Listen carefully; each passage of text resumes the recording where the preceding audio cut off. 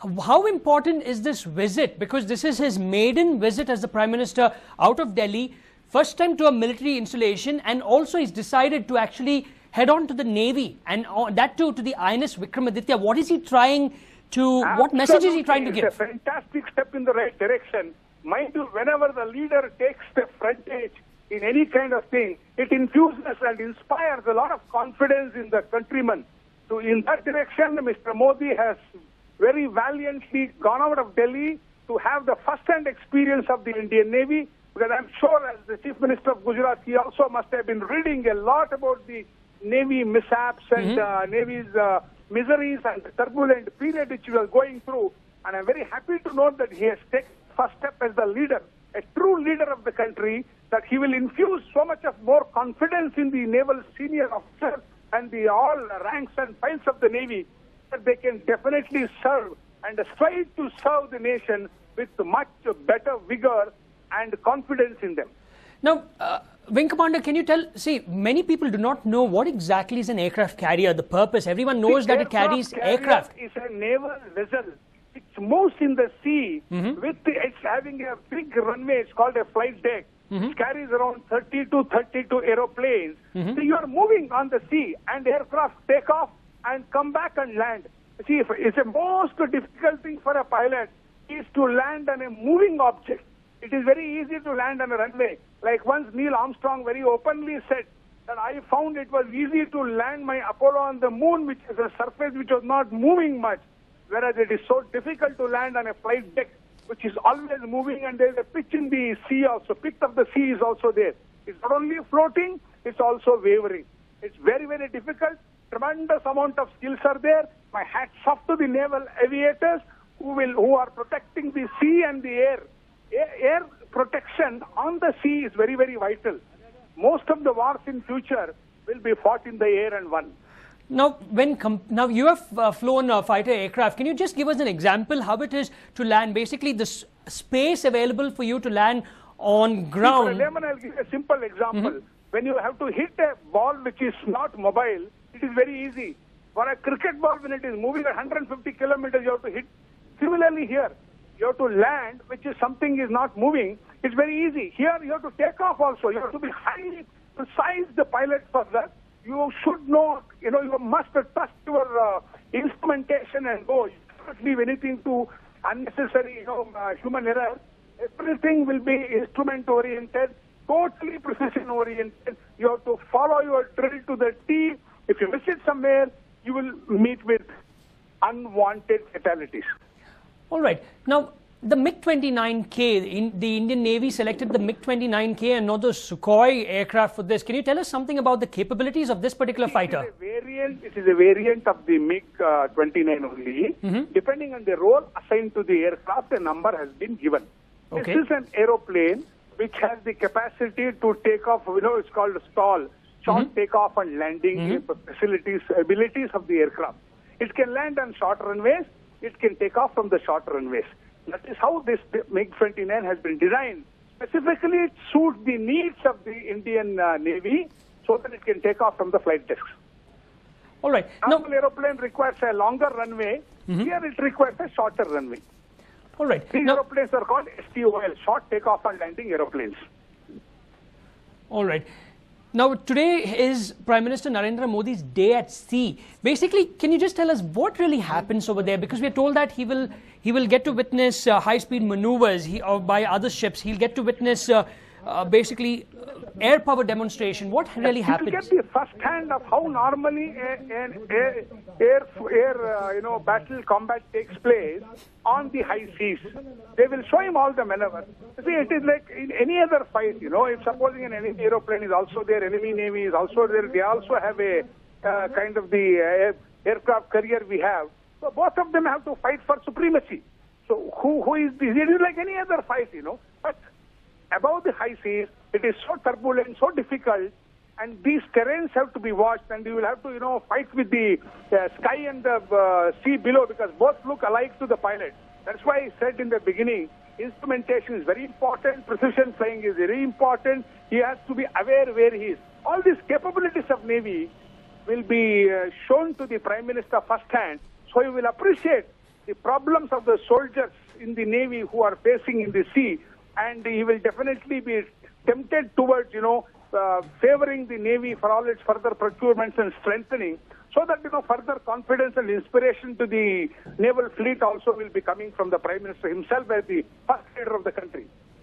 Now, Wing Commander, when the English left India, the British left India, looking into the Indian Navy, they always had an idea that the Indian Navy, keeping in mind its area of operation, is from the Straits, the Malacca Straits to the Hormuz Straits, and that we consider the Indian Ocean as our own backyard.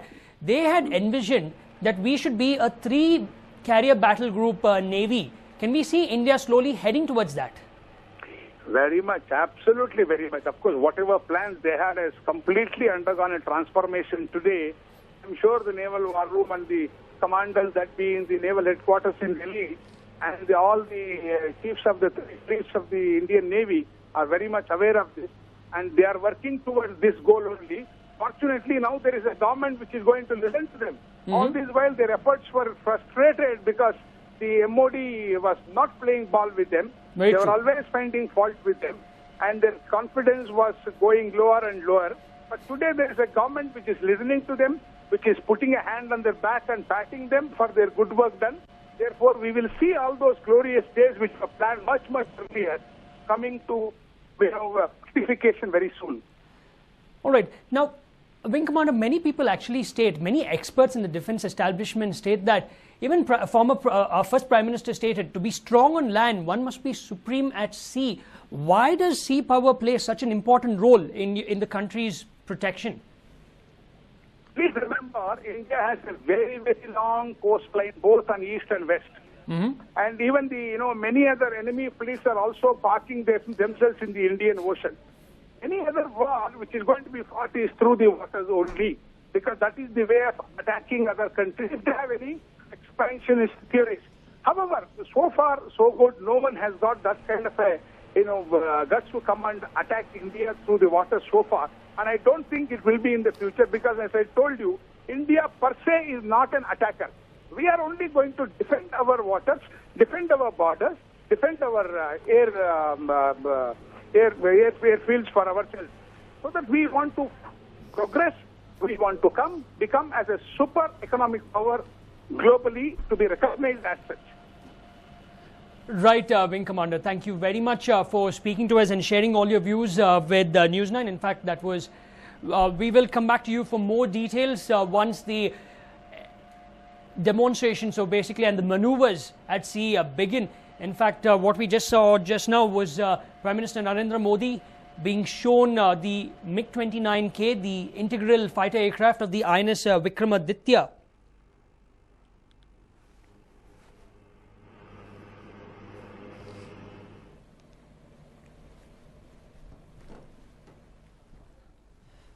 Well, there you can see chairs have been kept over there next to the island. That's what they call it. That's where Prime Minister Narendra Modi, along with Chief of Naval Staff Admiral Dovan, and the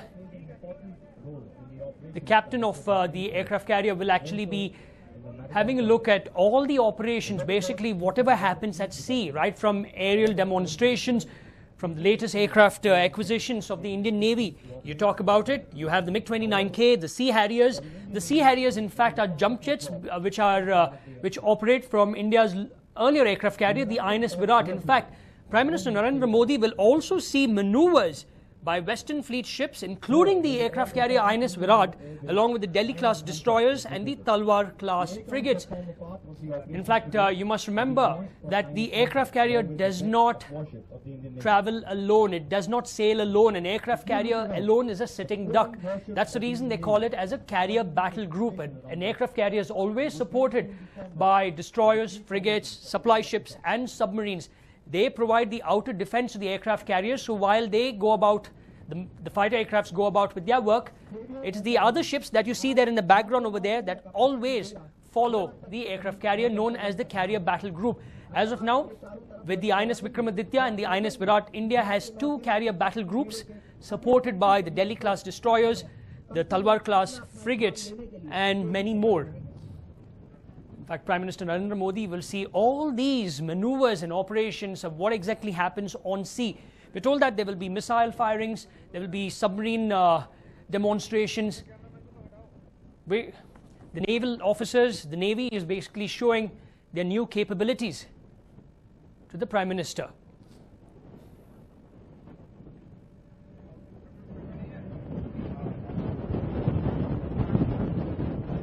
In fact, these are live visuals coming in, and what you see over there is a frigate. I'm not too sure if it's a Russian Talwar-based frigate or one of the frigates built in India itself, but that looks like a frigate over there. We're told that the Talwar-class frigates will be present. Most likely, that is it. Delhi-class destroyers are also present very close by to it. Now, various types of maneuvers will be showcased to the Prime Minister of India. Now, all this is happening off the coast of Goa. Prime Minister Narendra Modi on the dot arrived at 10 o'clock at the INS Hansa Naval Air Base. From there, he was basically, before leaving INS Hansa, he was given a ceremonial guard of honor. Then by chopper, he was taken to the INS Vikramaditya. Upon landing on the aircraft carrier, he was welcomed by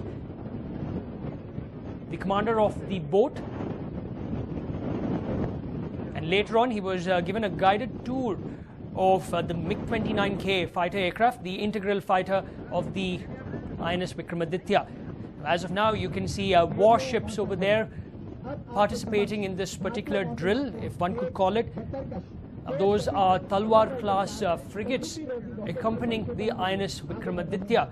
Now, in some time, we will also be able to see and witness India's other aircraft carrier, the INS Virat, with its complement of aircraft, that is the Kamov, the advanced light helicopters, and also the Harrier jump jets.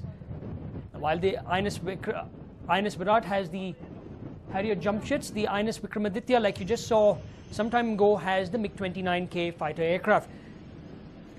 Now, the Vikramaditya has an overall length of 284 meters and a beam of 60 meters, stretching as much as 3 football fields put together.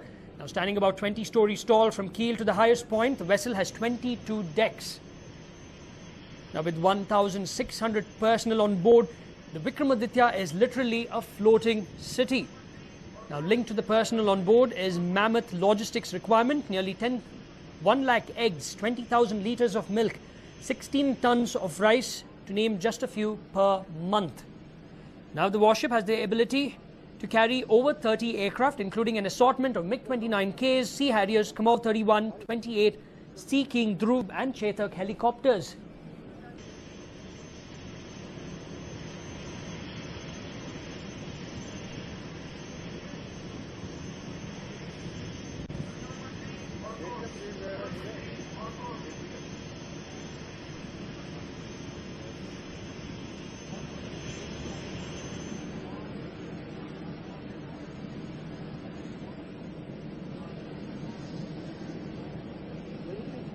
Now, these visuals, I could say, about some 5 minutes ago, when Prime Minister Narendra Modi landed on the deck, the flight deck of the INS Vikramaditya.